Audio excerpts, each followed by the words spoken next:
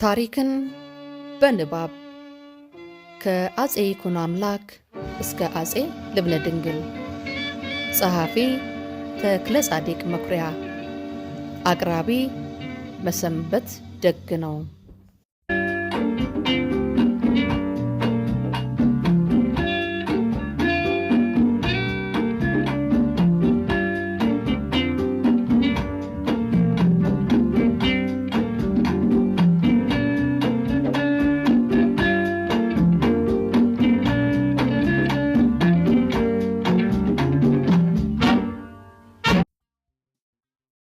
ውድ አድማጮቻችን እንዴት ቆያችሁልን? ዛሬም ከዚያው ከጀመርነው የኢትዮጵያ ታሪክ ከአጼ ይኩኖ አምላክ እስከ አጼ ልብነ ድንግል ከተሰኘው የታሪክ መጽሐፍ ላይ ክፍል 12ን ይዤላችሁ ቀርቤያለሁ። ውድ አድማጮቼ እናንተም እንግዲህ በጥሞና እንድታዳምጡኝ በአክብሮት እየጠየቅሁ የተለመደውን ትብብራችሁን ማለትም ላይክ፣ ሰብስክራይብ እና ሼር ማድረግና ማስደረጉን እንዳትዘነጉት እያሳሰብኩ ወደ ጽሑፉ ይዣችሁ አልፋለሁ።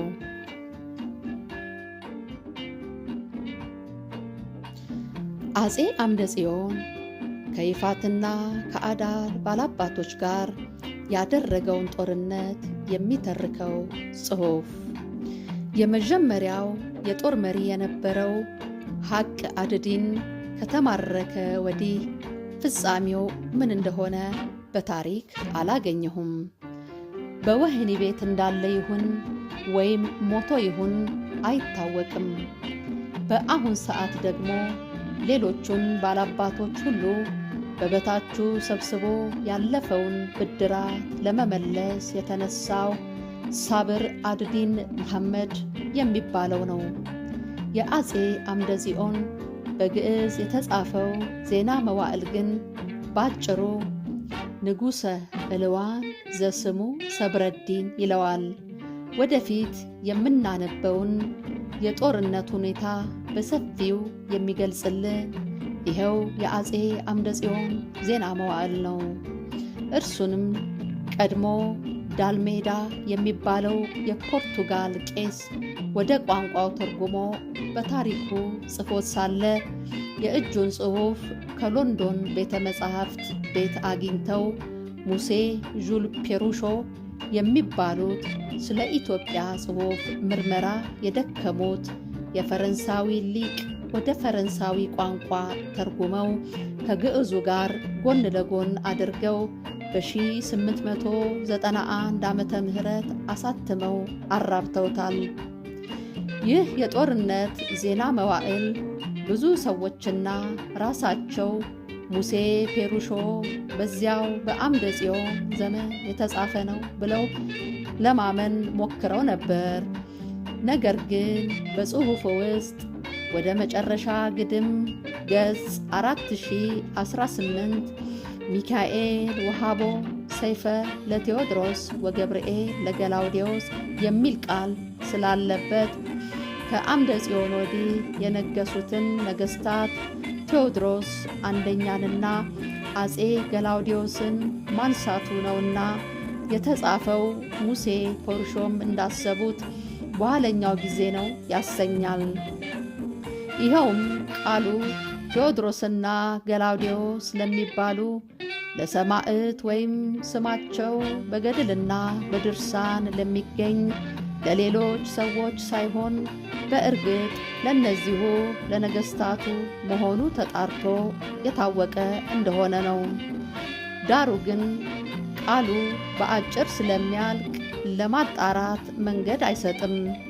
ደግሞ አጼ ገላውዴዎስ ከፖርቱጊዞች ጋር ግራኝን ድል አድርገው ያጠፉ ስለሆነ ገብርኤል ወሃቦ ሰይፈ ለገላውዴዎስ ቢል መንገድ አለው።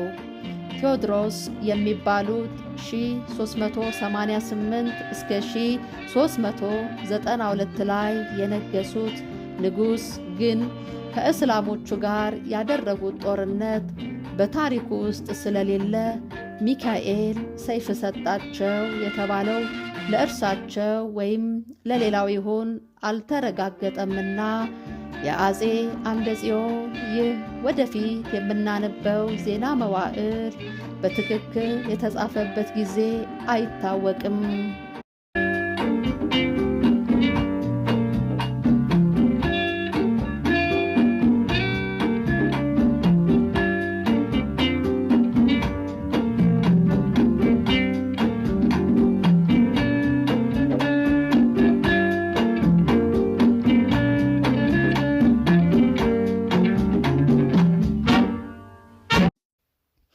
የሆነ ሆኖ ይህ ዜና መዋዕል የአፄ አምደ ጽዮንን ጀግንነት፣ የዕለቱን ድል አድራጊነቱን አሳምሮ ይገልጻል። ጸሐፊው ጽሑፉን ለማሳመር ከብሉይ ከሐዲስ ጥቅስ እያመጣ እየጨመረ በደንብ አሳክቶታል። ለአፄ አምደ ጽዮን ደገኛው የምስጋና ቅጽል እየሰጠ ለሰብር አድዲን ለይፋቱ ባላባት ንጉሠ እልዋን እቡይ ወመእላይ ርጉም ወአማጺ ወልዱ ለሰይጣን ጸራ ለጽድቅ እያለ ይሰድበዋል። ጦርነቱ በተደረገበት ጊዜና በየጦርነቱ ግንባር ሁሉ አፄ አምደ ጽዮንን አሸናፊ፣ እነዚያን ተሸናፊ፣ እነዚህን አባራሪ እነዚያን በራሪ ከማድረግ በቀር የነዚህንና የነዚያን የጦርነት ሁኔታ የጀግንነታቸውንም አይነት በፍርድ መንገድ እየለየ ያለ ድልወት ሊጽፈው አልቻለም። በየትም አገር በማናቸውም ጊዜ ይልቁንም በዚያን ዘመን ጸሐፊ ሁሉ የጦርነት ዜና መዋዕል ሲጽፍ ላለበት ወገን ሙሉ በሙሉ እያደላ መጻፍ የተለመደ ነገር ነው። በዚህም በእኛ ዘንድ የእኛ ጸሐፍተ ትእዛዞች ወይም አዛዦች የነገሥታቶቻቸውን ዜና መዋዕል የአምደ ጽዮንንም የልብነ ድንግልንም የሌሎቹንንም በግዕዝ በዚህ አይነት ሲጽፉ ከእስላሞቹ ወገን የሚጻፈውን ብንመለከት ነገር ሁሉ ተገላብጦ እናገኘዋለን። የወላስሞቹን ታሪክ እነ አልማክሪዚ እነ አል ታግሪቢርዲ በኋላም እነ አራብ ፋቂህ የጻፉትን እነ ሙሴ ኮንቲሮሲኒ እነ ቼሩሊ እነ ባሴት ወደ ፈረንሳዊና ወደ ኢጣሊያን ተርጉመውት ብንመለከት ጀግንነትም ሃይማኖትም የሌላቸው እነ አምደ ጽዮን ናቸው። በአራብ ፋቂ ጽሑፉም ውስጥ የግራኝን ታሪክ ወደፊት ስናነብ ግራኝ መሐመድ እየተመሰገነ አፄ ልብነ ድንግል ሲሰደቡ እንመለከታለን።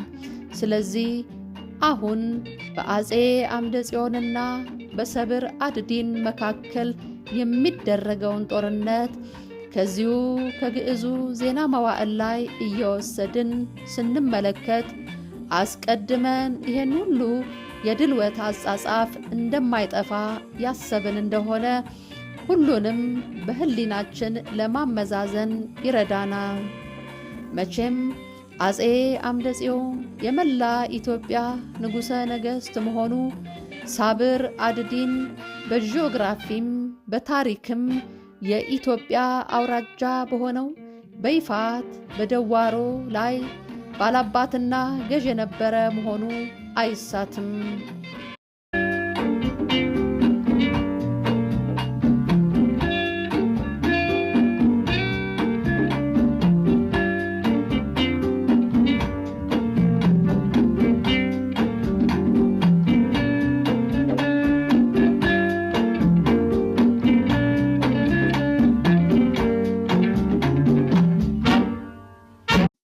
እርሱ እንደ ሽፍታ አምደ ጽዮን እንደ ደምሳሽ፣ እርሱ ልለይ ባይ አልገብርም ባይ አምደ ጽዮን ከታላቂቱ ከኢትዮጵያ አትለይም፣ ለባላባቶቼ የምትገብረውን ግብር መቀጠል አለብህ ባይ ናቸውና እነዚህን በመሰሉ መካከል ጦርነት ሲደረግና የጦርነቱን ታሪክ የውጭ አገር ባዕድ እንኳን ሲጽፈው የታላቁን ማጋነን የታናሹን ማቃለል የተለመደ ስለሆነ አሁንም በዚህ ዘመን አጼ አምደ ጽዮን በይፋትና በአዳሎች ላይ ያደረገውን ጦርነት የውጭ አገር ጸሐፊዎችም እያጋነኑ ጽፈውታል።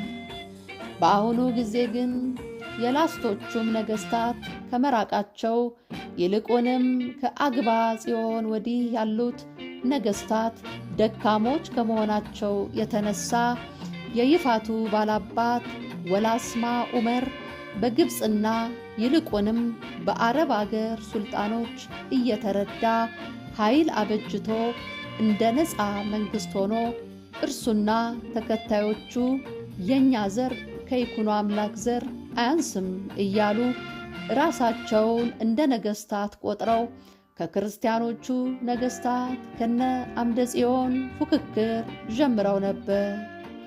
አሁንም ዜና መዋዕሉ ሳይቀር እንደሚገልጸው በአሁኑ ጊዜ በይፋት ወላስማ ላይ ነግሻለሁ ብሎ የተነሳው ሳብር አድዲን በቀላሉ ከአጼ አምደ ጽዮን ለመሸፈትና ነፃ ለመሆን ብቻ ሳይሆን ከዚህም አልፎ አጼ አምደ ጽዮንን ጥሎ በመላ ኢትዮጵያ ለመንገስ ተዘጋጅቶ ተነሳ።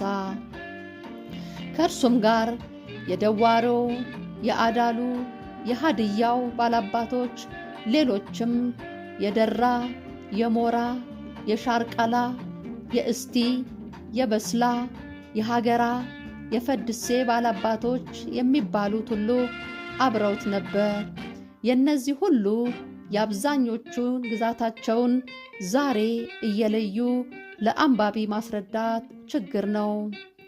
አገሩን ሁሉ በእግር እያደረሱ ሽማግሌዎችን እየጠየቁ ስሙንና ስፍራውን እያጣሩ ማጋጠም ያስፈልጋል። ነገር ግን በጠቅላላው ሁሉም የሚገኙት ከዚህ ቀደም እንዳልነው ከሸዋ በምስራቅና በደቡብ እስከ አደን እስከ ህንድ ውቅያኖስ የሚገኙ በዛሬው በደንከል፣ በአውሳ፣ በአዳል፣ በውጋዴን፣ በሶማሌ፣ በባሌና በአሩሲም በሲዳሞና በቦረና በኩል የሚገኙ ነገዶች ናቸው። ባሌ፣ ደዋሮ፣ ይፋት፣ ፈጠጋር፣ ደንካሊን ከጂኦግራፊው ላይ ለይቶ መመልከት ይቻላል። ስለዚህ አሁን ሁሉንም ትተን የጦርነቱን ዜና መዋዕል በሚቀጥሉት ምዕራፎች እንመልከት። ሁሉ ሰው ሊያነበው እንደሚችል ከግዕዝ ወደ አማርኛ ቃል በቃል ተርጉሜዋለሁ። አንዳንድ ቦታ የተሰወረ ቃል ወይም የተሳሳተ መሆኑን የምረዳውን ስህተት የሆነውን ቃል በጎኑ መጻፌ ሳይቀር እዚያው አጠገቡ በቅንፍ ውስጥ እርሙን ቃል ጨምሬዋለሁ። ትርፍና የማይጠቅም ቃል የሆነውን መተወይን ለማስረዳት ብዙ የመሰለ ጠቃጠቆ ወይም የነቁጣ ምልክት አድርጌው ትቸዋለሁ። የሹማምንቱ ስም በግዕዝኛ ስለሆነ ሲተረጎም እንዳይጠፋ በማለት እንደዚሁም አንዳንድ ግዕዝኛው ቃል ከአማርኛው ይበልጥ ለሚያውቁ ሰዎች ሊያብራራላቸው ስለሚችል አልፎ አልፎ አንድ የግዕዝኛው ቃል በቅንፍ ታጥሮ በዚያው በአማርኛው ጎን ይገኛል።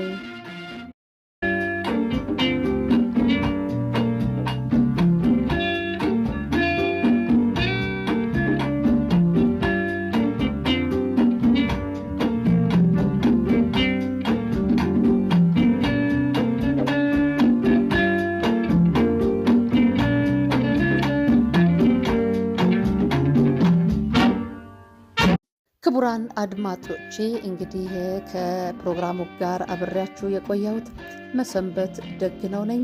ጊዜያችሁን ሰጥታችሁ ስላዳመጣችሁን እጅግ አድርጌ አመሰግናለሁ። በሚቀጥለው በክፍል 13 እስከምንገናኝ ደህና ቆዩ።